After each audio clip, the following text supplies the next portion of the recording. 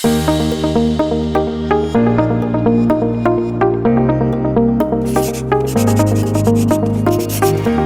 study behavioral management accounting, and with accounting people usually think about number crunching, but we actually go beyond the numbers and also include the human factor in there.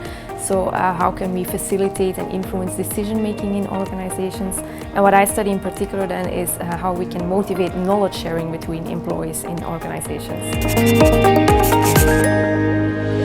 Well, we see that employees are not always prepared to share knowledge with each other because it takes time, it takes effort, they might lose their expert power, it becomes easier to replace them. So we see that the lack of knowledge sharing leads to things like reinventing the wheel, repeating mistakes, wasting resources, issues when people leave the organization or even change positions within the organization. And still we see that in practice there is a lack of knowledge sharing, so it looks like people do need some encouragement there.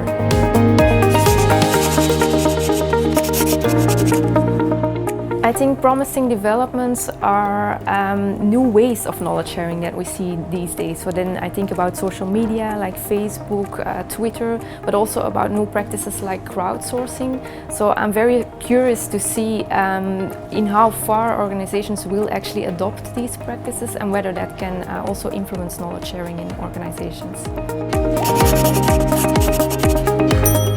I became a researcher because I found human behavior very fascinating. So it's very interesting to see how people can behave in one way in a certain type of condition or environment, but then completely different in another type of environment or context.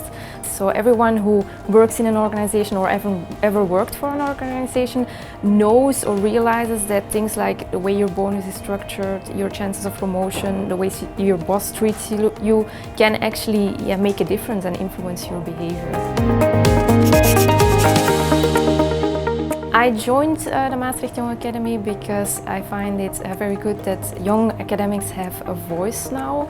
So I feel like people are actually interested to hear our opinion. I feel like that we're taken seriously, and I also feel like we can make really a difference when it comes to things like policy, interdisciplinarity, funding.